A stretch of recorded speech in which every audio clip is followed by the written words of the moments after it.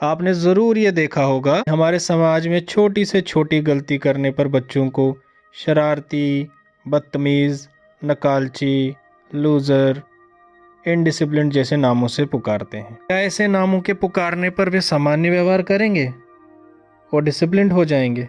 ज़रा सोचें। इसी विषय पर हॉवर्ड एस बेकर ने अपनी लेबलिंग थ्योरी दी है। हालांकि ये थ्योरी केवल बच्चों पर लागू नहीं होती, बल्कि सभी पर लागू होती है। किसी भी व्यक्ति को यदि हम लेबल करेंगे किसी भी नाम से, तो उस पर क्या प्रभाव पड़ेगा, इस विषय पर हॉवर्ड एस बेकर ने अपनी थ्योरी दी है, जिसे हम लेबलिंग थ्योरी के नाम से जानते हैं।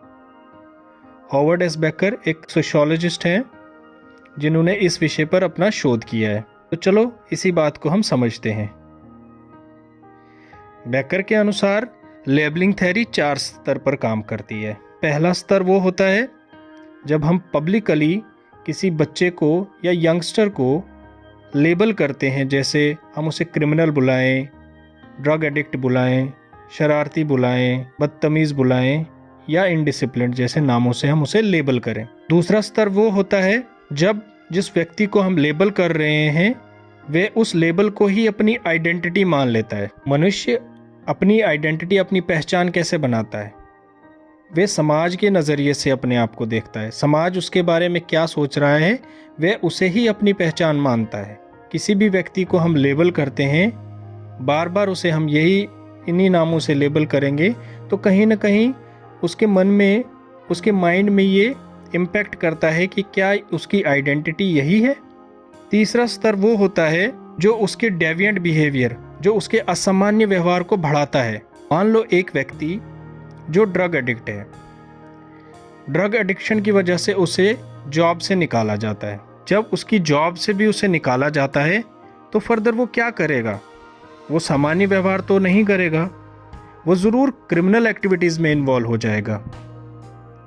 तो इस तरह लेबलिंग देने से डेविएंट बिहेवियर, असामान्य व्यवहार बढ़ता है, ना कि घटता है। तीसरे स्तर पर लेबलिंग थ्योरी कैसे काम करती है कि समाज में लेबल्ड व्यक्तियों के लिए एक डिनायल्ड एटीट्यूड आ जाता है। समाज उन्हें नकारता रहता है। इस नकारात्मकता की वजह से वो इललेजिटिमेट रूटीन्स में पड़ जाते हैं, वे गलत संगति में पड़ जाते हैं। जो चौथा स्तर होता है वे बहुत भयानक स्तर होता है। एक व्यक्ति पूरी तरह से असामान्य व्यवहार और करप्ट प्रैक्टिसेस में इन्वॉल्व हो जाता है, क्योंकि वो ऑर्गेनाइज्ड डेविएंट ग्रुप्स को ज्वाइन कर लेता है, जैसे टेररिस्ट ग्रुप को ज्वाइन कर लेता है, या क्रिमिनल ऑर्गेनाइजेशंस को ज्वाइन कर लेता है, या ड्रग एडिक्ट गैंग को ज्वाइन कर लेता है।